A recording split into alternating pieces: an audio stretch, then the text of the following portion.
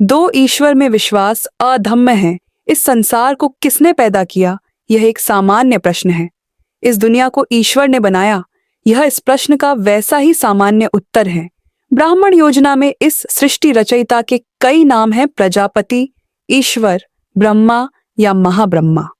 यदि यह पूछा जाए कि यह ईश्वर कौन है और यह कैसे अस्तित्व में आया, तो इन प्रश्नों का कोई उत्तर नहीं।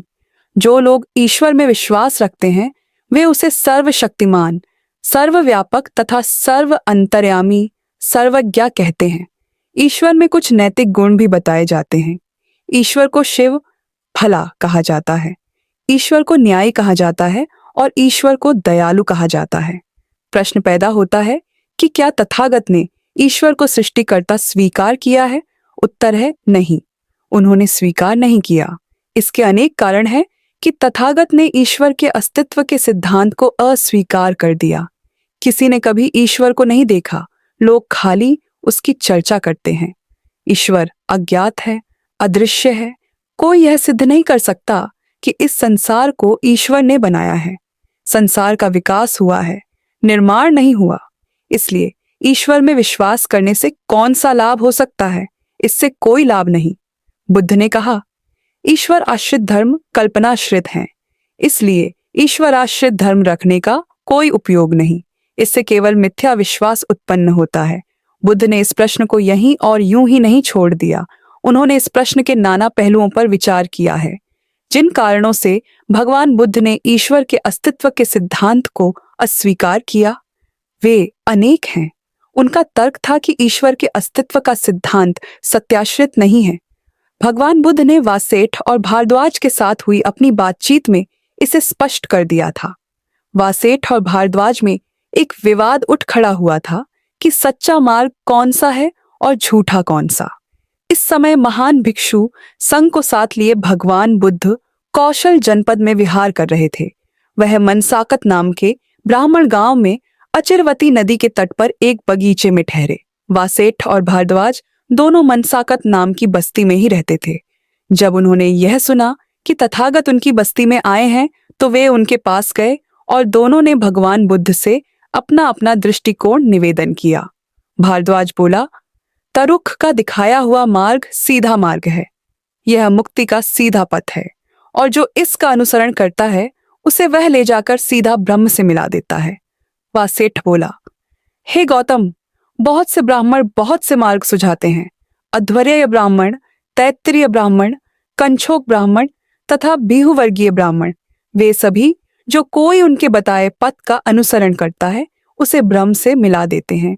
जिस प्रकार किसी गांव या नगर के पास अनेक रास्ते होते हैं किंतु वे सभी आकर उसी गांव में पहुंचा देते हैं, उसी तरह से ब्राह्मणों द्वारा दिखाए गए सभी पथ ब्रह्म से जा मिलाते हैं। तथागत ने प्रश्न किया, तो वासेठ, तुम्हारा क्या यह कहना है कि वे सभी मार्ग सही हैं? वासेठ बोला, श्रमण गौतम, हाँ, मेरा यही कहना है। लेकिन वासेठ, क्या तीनों वेदों के जानकार इन ब्राह्मणों में कोई एक भी ऐसा है जिसने ब्रह्म का आमने सामने दर्शन किया हो? गौतम, नहीं। क्या तीनों वेदों के जानकार ब्राह्मणों के गुरुओं में कोई एक भी ऐसा है जिसने ब्रह्म का आमने सामने दर्शन किया हो? गौतम, निश्चय से नहीं। तो किसी ने ब्रह्म को नहीं देखा, किसी को ब्रह्म का साक्षात्कार नहीं हुआ? वसेठ बोला, हाँ, ऐसा ही है। तब तुम यह कैसे मानते हो कि ब्राह्मणों का कथन सत्याश्रित है? वासेठ, जैसे अंधों की कोई कतार हो, न आगे आगे चलने वाला अंधा देख सकता हो, न बीच में चलने वाला अंधा देख सकता हो और न पीछे चलने वाला अंधा देख सकता हो। इसी तरह वासेठ, मुझे लगता है कि ब्राह्मणों का कथन केवल अंधा कटने हैं। न आगे आगे चलने वाला देखता है, न बीच में चलने वाला देखता है और न पीछे चलने वाला देखता है। इन ब्राह्मणों की बातचीत केवल उपहासास्पद है, शब्द मात्र जिसमें कुछ भी सार नहीं। वासेठ, क्या यह ठीक ऐसा ही नहीं है जैसे किसी आदमी का किसी स्त्री से प्रेम हो गया हो जिसे उसने कभी देखा ना हो? वासेठ बोला, हाँ, यह तो ऐसा ही है। वासेठ, अब तुम बताओ कि यह कैसा होगा जब लोग उस आदमी से पूछेंगे कि मित्र, तुम जिस सारे प्रदेश की सुंदरतम स्त्री से इतना प्रेम करने की बात कहते हो वह कौन है? वह क्षत्रिय जाति से है, ब्राह्मण जाति से है, वैश्य जाति से है अथवा शूद्र जाति से है। महाब्रह्मा सृष्टि के तथाकथित रचयिता की चर्चा करते हुए तथागत ने भारद्वाज और वासेठ को कहा, मित्रों, जिस प्राणी ने पहले जन्म लिया था वह अपने बारे में सोचने लगा। मैं ब्रह्मा हूं, महाब्रह्मा हूं, विजेता हूं, अविजित हूं, सर्वद्रष्टा हूं, सर्वाधिकारी हूं, मालिक हूं, निर्माता हूं, रचयिता हूं, मुख्य हूं, व्यवस्थापक हूं, आप ही अपना स्वामी हूं और जो हैं तथा जो भविष्य में पैदा होने वाले हैं उन सब का पिता हूं। मुझे ही से ये सब प्राणी उत्पन्न होते हैं। तो इसका यह मतलब हुआ ना कि जो अब हैं और जो भविष्य में उत्पन्न होने वाले हैं, ब्रह्मा सबका पिता है। तुम्हारा कहना है कि यह जो पूज्य, विजेता, अविजित, जो हैं तथा जो होंगे उन सब का पिता, जिससे हम सब की उत्पत्ति हुई है, ऐसा जो यह ब्रह्म है, यह स्थायी है, सतत रहने वाला है, नित्य है, अपरिवर्तनशील है और वह अनंत काल तक ऐसा ही रहेगा। तो हम जिन्हें ब्रह्मा ने उत्पन्न किया है, जो ब्रह्म के यहाँ से यहाँ आए हैं, सभी अनित्य क्यों हैं, परिवर्तनशील क्यों हैं, अस्थिर क्यों हैं, अल्पजीवी क्यों हैं, मरण धर्मी क्यों हैं? इसका वासेठ के पास कोई उत्तर न था। तथागत का तीसरा तर्क ईश्वर की सर्वशक्तिमत्ता से संबंधित था। यदि ईश्वर सर्वशक्तिमान है और सृष्टि का पर्याप्त कारण है, तो फिर आदमी के दिल में कुछ करने की इच्छा ही उत्पन्न नहीं हो सकती, उसे कुछ करने की आवश्यकता भी नहीं रह सकती, न उसके मन में कुछ करने का, किसी भी तरह का कोई भी प्रयत्न करने का कोई संकल्प ही पैदा हो सकता है। यदि यह ऐसा ही है तो ब्रह्मा ने आदमी को पैदा ही क्यों किया? इसका भी वासेठ के पास कोई उत्तर न था। तथागत का चौथा तर्क था, यदि ईश्वर शिव है, कल्याण स्वरूप है, तो आदमी हत्यारे, चोर, व्यभिचारी, झूठे, चुगलखोर, बकवादी, लोभी, द्वेषी और कुमार्गी क्यों हो जाते हैं? क्या किसी अच्छे भले शिव स्वरूप ईश्वर के रहते यह संभव है? तथागत का पांचवा तर्क ईश्वर के सर्वज्ञ, न्याय और दयालु होने से संबंधित था। यदि कोई ऐसा महान सृष्टिकर्ता है जो न्याय भी है और दयालु भी है, तो संसार में इतना अन्याय क्यों हो रहा है? भगवान बुद्ध का प्रश्न था। उन्होंने कहा, जिसके पास भी आंख है वह इस दर्दनाक हालत को देख सकता है। ब्रह्मा अपनी रचना को सुधारता क्यों नहीं है? यदि उसकी शक्ति इतनी असीम है कि उसे कोई रोकने वाला नहीं, तो उसके हाथ ही क्यों ऐसे हैं कि शायद ही कभी किसी का कल्याण करते हो? उसकी सारी की सारी सृष्टि दुख क्यों भोग रही है? वह सभी को सुखी क्यों नहीं रखता है? चारों ओर ठगी, झूठ और अज्ञान क्यों फैला हुआ है? सत्य पर झूठ क्यों बाजी मार ले जाता है? सत्य और न्याय क्यों पराजित हो जाते हैं? मैं तुम्हारे ब्रह्म को परम अन्यायी मानता हूं, जिसने केवल अन्याय को आश्रय देने के लिए ही इस जगत की रचना की। यदि सभी प्राणियों में कोई ऐसा सर्वशक्तिमान ईश्वर व्याप्त है जो उन्हें सुखी अथवा दुखी बनाता है और जो उनसे पाप पुण्य कराता है, तो ऐसा ईश्वर भी पाप से सनता है। या तो आदमी ईश्वर की आज्ञा में नहीं है, या ईश्वर न्यायी और नेक नहीं है, अथवा ईश्वर अंधा है। ईश्वर के अस्तित्व के सिद्धांत के विरुद्ध उनका अगला तर्क यह था कि ईश्वर की चर्चा से कोई प्रयोजन सिद्ध नहीं होता। भगवान बुद्ध के अनुसार धम्म की धुरी ईश्वर और आदमी का संबंध नहीं है, बल्कि आदमी आदमी का संबंध है। धम्म का प्रयोजन यही है कि वह आदमी को शिक्षा दे कि वह दूसरे आदमियों के साथ कैसे व्यवहार करे, ताकि सभी आदमी प्रसन्न रह सके। एक और भी कारण था जिसकी वजह से तथागत ईश्वर के अस्तित्व के सिद्धांत के इतने खिलाफ थे।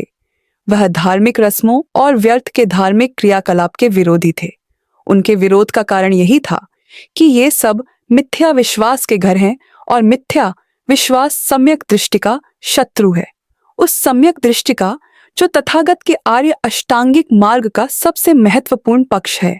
तथागत की दृष्टि में ईश्वर विश्वास बड़ी ही खतरनाक बात थी, क्योंकि ईश्वर विश्वास की प्रार्थना और पूजा की सामर्थ्य में विश्वास का उत्पादक है, और प्रार्थना कराने की जरूरत ने ही पादरी पुरोहित को जन्म दिया, और पुरोहित ही वह शरारती दिमाग था जिसने इतने अंधविश्वास को जन्म दिया और सम्यक दृष्टि के मार्ग को अवरुद्ध कर दिया। ईश्वर के अस्तित्व के विरुद्ध दिए गए इन तर्कों में से कुछ व्यावहारिक थे, कुछ मात्र सैद्धांतिक। तथागत जानते थे कि ये ईश्वर के अस्तित्व के विश्वास के लिए एकदम मारक तर्क नहीं है, लेकिन इसका यह मतलब नहीं कि तथागत ने कोई मारक तर्क दिया ही नहीं। एक तर्क उन्होंने दिया जो निश्चयात्मक रूप से ईश्वर विश्वास के लिए प्राणघातक है। यह उनके प्रतीत समुत्पाद के सिद्धांत के अंतर्गत आता है। इस सिद्धांत के अनुसार ईश्वर का अस्तित्व है या नहीं है, यह मुख्य प्रश्न ही नहीं है। न यही प्रश्न मुख्य है कि ईश्वर ने सृष्टि की रचना की व नहीं की। असल प्रश्न यह है कि रचयिता ने सृष्टि किस प्रकार रची। यदि हम इस प्रश्न का ठीक ठीक उत्तर दे सके कि संसार की रचना कैसे हुई, तो उसमें से ईश्वर के अस्तित्व के सिद्धांत का कुछ औचित्य सिद्ध हो सकता है। महत्वपूर्ण प्रश्न वह है कि क्या ईश्वर ने सृष्टि भाव किसी पदार्थ में से उत्पन्न की अथवा अभाव शून्य में से। यह तो विश्वास करना असंभव है कि कुछ नहीं में से कुछ की रचना हो गई। यदि ईश्वर ने सृष्टि की रचना कुछ में से की है, तो वह कुछ जिसमें से नया कुछ उत्पन्न किया गया है, ईश्वर के किसी भी अन्य चीज के उत्पन्न करने के पहले से चला आया है। इसलिए ईश्वर उस कुछ का रचयिता नहीं स्वीकार किया जा सकता, तो कुछ उसके भी अस्तित्व के पहले से चला आ रहा है। यदि ईश्वर के किसी भी चीज की रचना करने से पहले ही किसी ने कुछ में से उस चीज की रचना कर दी है जिससे ईश्वर ने सृष्टि की रचना की है, तो ईश्वर सृष्टि का आदि कारण नहीं कहला सकता।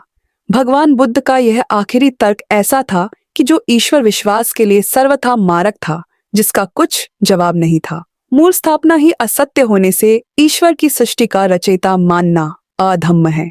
यह केवल छुट में विश्वास करना है। 3. ब्रह्म सायुज्य पर आधारित धर्म मिथ्या धर्म है। जब बुद्ध अपने धम्म का प्रचार कर रहे थे, उस समय एक मत प्रचलित था जिसे अब हम वेदांत कहते हैं।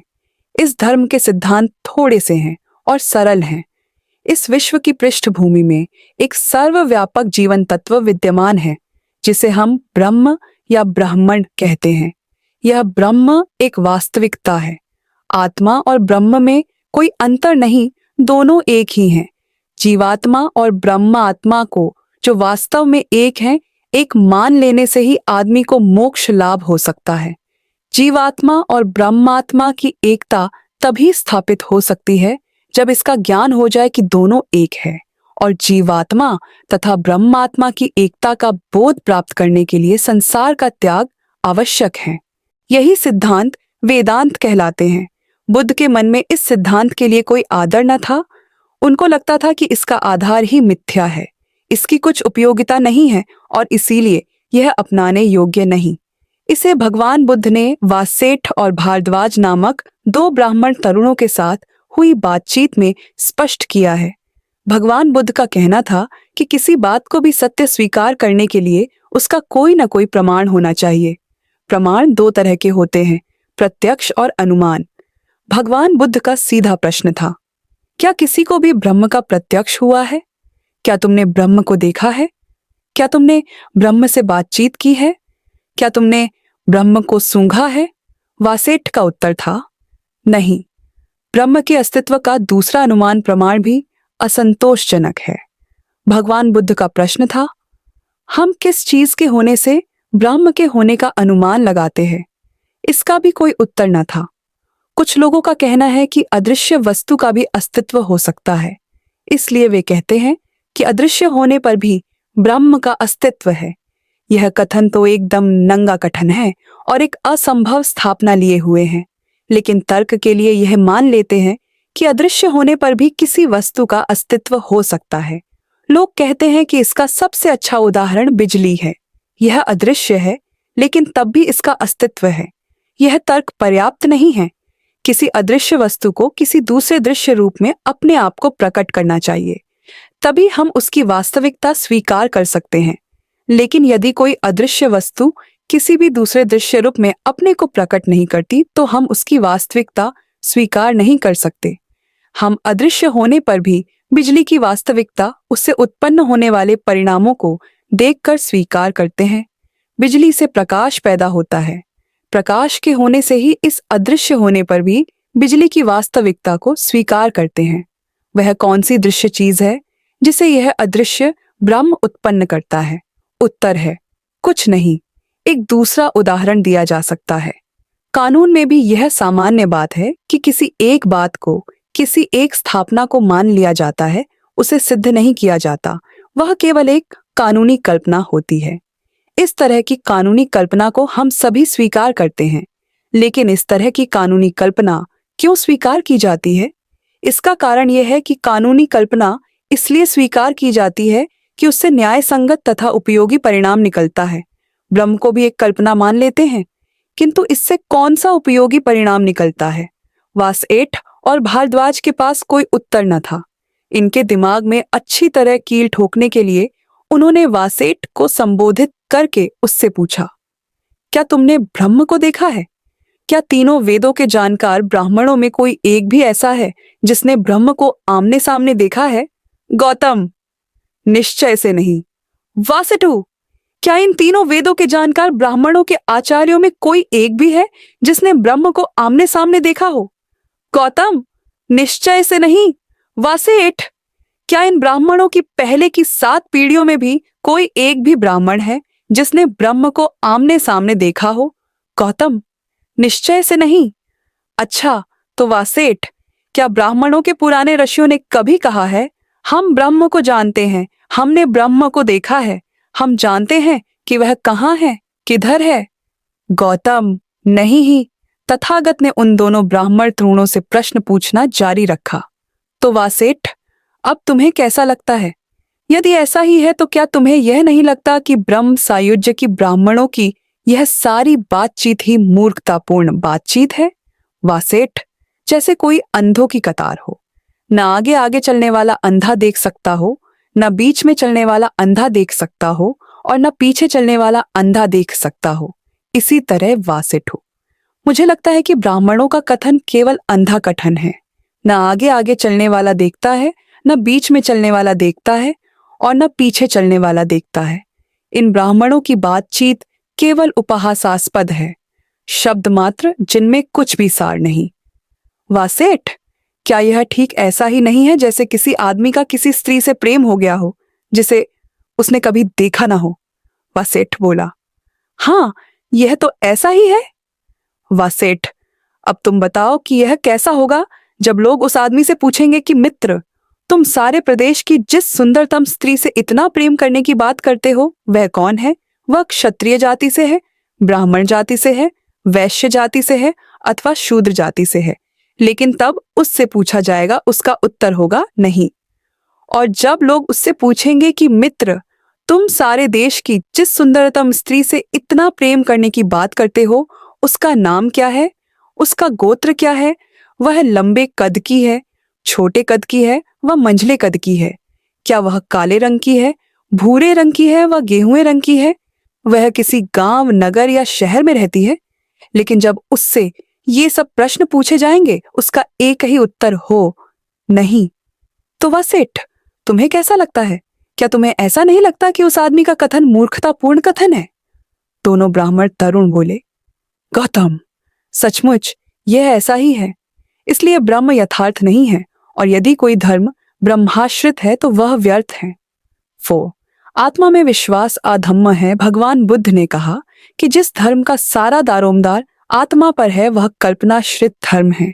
आज तक किसी ने भी न तो आत्मा को देखा है और न उससे बातचीत की है। आत्मा अज्ञात है, अदृश्य है। जो चीज वास्तव में है वह मन या चित्त है, आत्मा नहीं। मन आत्मा से भिन्न है। तथागत ने कहा, आत्मा में विश्वास करना अनुपयोगी है। इसलिए जो धर्म आत्मा पर आश्रित है वह अपनाने योग्य नहीं है। ऐसा धर्म केवल मिथ्या विश्वास का जनक है। बुद्ध ने इस बात को यूं ही नहीं छोड़ दिया है। तथागत ने इसकी अच्छी तरह चर्चा की है। आत्मा में विश्वास भी वैसी ही सामान्य बात है जैसी परमात्मा में विश्वास है। आत्मा में विश्वास रखना भी ब्राह्मणी धर्म का एक अंग था। ब्राह्मणी धर्म में रूह को आत्मा या आत्मन कहते हैं। ब्राह्मणी धर्म में आत्मा उस तत्व विशेष को कहा गया है जो शरीर से पृथक, किंतु शरीर के ही भीतर जन्म के समय से लेकर लगातार बना रहता है।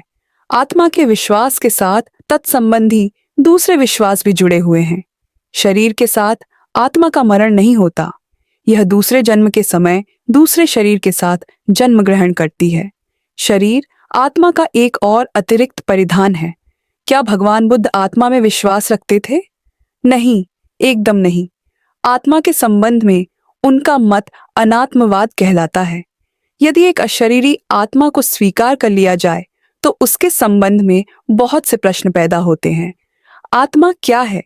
आत्मा का आगमन कहाँ से हुआ? शरीर के मरने पर इसका क्या होता है? यह कहाँ जाता है? शरीर के न रहने पर यह परलोक में कैसे रहता है? वहां यह कब तक रहता है? जो लोग आत्मा के अस्तित्व के सिद्धांत के समर्थक थे, भगवान बुद्ध ने उनसे ऐसे प्रश्नों का उत्तर चाहा था। पहले तो उन्होंने अपने जिरह करने के सामान्य क्रम से यह दिखाना चाहा कि आत्मा का विचार कितना गोल मटोल है।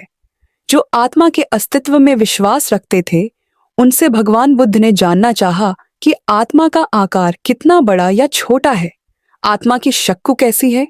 आनंद स्त्विर्क को उन्होंने कहा था, आनंद, आत्मा के संबंध में लोगों के अनगिनत मत हैं। कोई कहते हैं मेरा आत्मा रूपी है और बड़ा ही सूक्ष्म है। कुछ दूसरों का कहना है कि आत्मा की शक्ल है, यह अनंत है और यह सूक्ष्म है। कुछ दूसरे हैं जिनका कहना है कि यह निराकार है और अनंत है। आनंद, आत्मा के बारे में नाना तरह के मत हैं। जो लोग आत्मा के अस्तित्व में विश्वास करते हैं, उनकी आत्मा की कल्पना क्या है? यह भी भगवान बुद्ध का एक प्रश्न था। कोई कहते हैं हमारी आत्मा सुख दुख अनुभव क्रिया है। दूसरे कहते हैं नहीं, आत्मा अनुभव क्रिया नहीं, आत्मा अनुभव क्रिया है। या फिर कोई कोई कहते हैं मेरी आत्मा अनुभव क्रिया नहीं है, न यह अनुभव क्रिया है, बल्कि मेरी आत्मा अनुभव करता है। मेरी आत्मा का गुण है अनुभव करना। आत्मा के बारे में इस तरह की नाना कल्पनाएं हैं। जो लोग आत्मा में विश्वास रखते थे, उनसे भगवान बुद्ध ने यह भी पूछा है कि मरणांतर आत्मा की क्या हालत होती है। तथागत ने यह भी प्रश्न पूछा है कि क्या मरने के बाद आत्मा देखी जा सकती है? उन्हें अनगिनत गोल मटोल जवाब मिले। क्या शरीर का नाश हो जाने पर आत्मा अपने आकार प्रकार को बनाए रखती है? उन्होंने देखा कि इस एक प्रश्न के 8 काल्पनिक उत्तर थे। क्या आत्मा शरीर के साथ मर जाती है? इस पर भी अनगिनत कल्पनाएं थीं। तथागत ने यह भी पूछा है कि शरीर के मरने के बाद आत्मा सुखी रहता है व दुखी रहता है। क्या आत्मा शरीर की मृत्यु के बाद सुखी रहता है? इस विषय में भी श्रमणों और ब्राह्मणों के भिन्न भिन्न मत थे। कुछ का कहना था कि यह एकदम दुखी है, कुछ का कहना था सुखी रहता है, कुछ का कहना था कि यह सुखी भी रहता है, दुखी भी रहता है, कुछ का कहना था कि न यह सुखी रहता है और न दुखी रहता है। आत्मा के संबंध में इन सब मतों के बारे में तथागत का वही एक उत्तर था जो उन्होंने चुंद को दिया। चुंद को उन्होंने कहा था, हे चुंद, जो श्रमण या ब्राह्मण इन मतों में से कोई भी मत रखते हैं, मैं उनके पास जाता हूं और उनसे पूछता हूं, मित्र, क्या आपका यह कहना ठीक है? और यदि वे उत्तर देते हैं हाँ, मेरा मत ही ठीक है, शेष सब बेहुदा है, तो मैं उनके इस मत को नहीं मानता। ऐसा क्यों? क्योंकि इस विषय में लोगों के नाना मत हैं। मैं इनमें से किसी भी एक मत को अपने मत से श्रेष्ठ मानने की तो बात ही नहीं, अपने मत के समान स्तर पर ही नहीं मानता। अब महत्वपूर्ण प्रश्न यह है कि आत्मा के अस्तित्व के सिद्धांत के विरुद्ध भगवान बुद्ध ने कौन कौन से तर्क दिए हैं। भगवान बुद्ध ने आत्मा के विरुद्ध भी सामान्य रूप से वे ही तर्क दिए हैं जो उन्होंने परमात्मा के विरुद्ध दिए हैं। उनका एक तर्क तो यही था कि आत्मा की चर्चा उतनी ही बेकार व अनुपयोगी है जितनी परमात्मा की चर्चा। उनका तर्क था कि आत्मा के अस्तित्व में विश्वास सम्यक दृष्टि के विकास में उतना ही बाधक है जितना परमात्मा का विश्वास। उनका तर्क था कि आत्मा में विश्वास भी उतना ही मिथ्या विश्वास का घर है जितना परमात्मा में विश्वास। उनकी सम्मति में आत्मा में विश्वास करना परमात्मा में विश्वास करने की अपेक्षा भी अधिक खतरनाक था, क्योंकि इससे इतना ही नहीं होता कि पुरोहितों का वर्ग पैदा हो जाता है, इससे इतना ही नहीं होता कि मिथ्या विश्वासों के जन्म का रास्ता खुल जाता है, बल्कि आत्मा के विश्वास के फलस्वरूप आदमी के जन्म से मरण पर्यंत उसके समस्त जीवन पर पुरोहित शाही का अधिकार हो जाता है। इन्हीं सामान्य तर्कों के कारण कहा जाता है कि भगवान बुद्ध ने आत्मा के बारे में अपना कोई निश्चित मत अभिव्यक्त नहीं किया। कुछ दूसरे लोगों का कहना है कि उन्होंने आत्मा के सिद्धांत का खंडन नहीं किया। कुछ औरों ने कहा है कि भगवान बुद्ध हमेशा इस प्रश्न को बचा जाते थे।